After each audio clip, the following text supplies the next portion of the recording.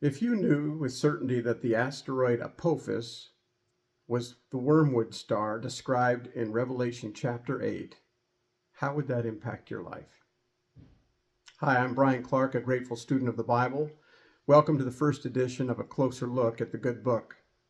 About 20 years ago, in June of 2004, the asteroid Apophis was discovered and at first predicted to impact the Earth on Friday the 13th, April 2029. If this were to happen, it would wreak havoc on our planet, resulting in nothing less than global disaster with a catastrophic loss of life. Soon after, however, we were told that further calculations were made and indicated, thankfully, that the asteroid would miss us by a scant 19 to 20,000 miles. And to my knowledge, this is still the official position of NASA and the European Space Agency. Now, I'm not going to spend these few moments that I have with you today to tell you all the Apophis statistics or the estimated consequences of an impact if they're wrong. This information is widely available on various online platforms and internet websites. Instead, let's take a closer look at what the Bible has to say. For study purposes, Revelation chapter 8, verses 6 through 12 are crucial context for this topic. But I want to focus on the name provided in this prophecy.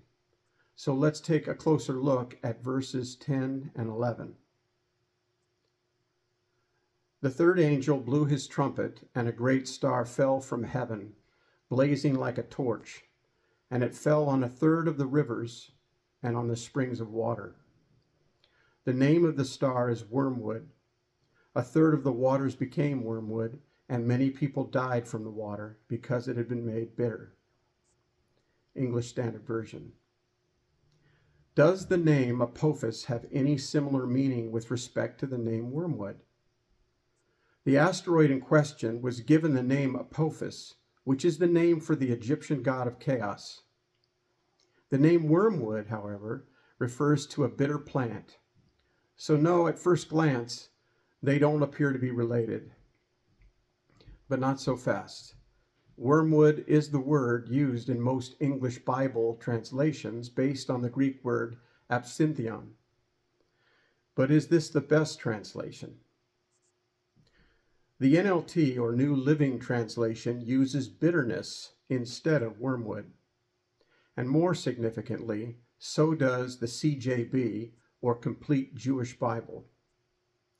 If the Jewish translation is bitterness instead of wormwood, does that make any difference?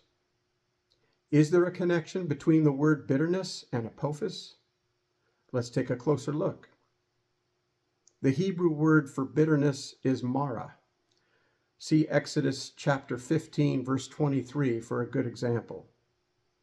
The word mara comes from an ancient Hebrew root word, mar, spelled with two Hebrew letters, mem and resh.